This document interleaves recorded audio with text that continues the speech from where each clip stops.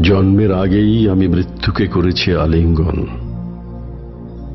আমার কোনো দেশ নেই, ভাষা নেই, জাতি নেই। ধর্ম অধর্ম, পাপ পুণ্যের ভেদাভেদ নেই। জীবনের বিভৎস রূপ দেখে জন্মের আগেই আমি ক্রন্দনকে গিলে ফেলেছি।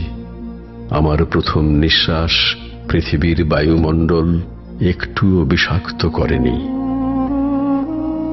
শেষ নিঃশ্বাসই এ পৃথিবীর কাছ থেকে পাওয়া আমার প্রথম উপহার।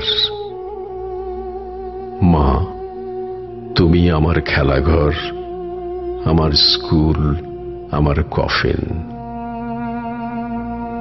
আমার চোখ ফোটেনি, তবু আমি দেখেছি জল্লাদের ধারালো নখে ছিঁড়ে যাচ্ছে আমার নাভি।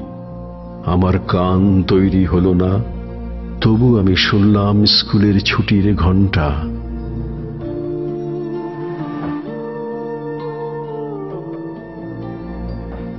ওই অচেনা শব্দ গির্জা, মন্দির আর মসজিদের মিনারে প্রতিধ্বনি তুলে ধীরে ধীরে মিলিয়ে গেল। আমার প্রথম শয্যায় আমার শেষ শয্যা। মাতৃগর্ভই আমার অদেখা পৃথিবীর একমাত্র গৃহকোণ। সেখানেও গাঢ় অন্ধকার নেমে এলো। রক্তের নদীতে আমি আমার মায়ের নাড়ি ধরে ভেসে ওঠার চেষ্টা করলাম।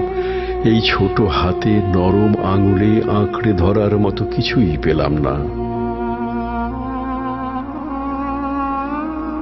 আমার না ফোটা চোখ মৃত্যুর মহাযজ্ঞে রক্তের স্রোতে ভেসে যেতে দেখল কোরআন, বাইবেল, গীতা, ত্রিপিটক।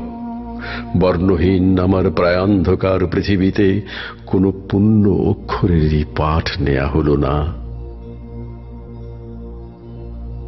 তবু জন্মের আগেই আমি মৃত্যুকে করেছি আলিঙ্গন।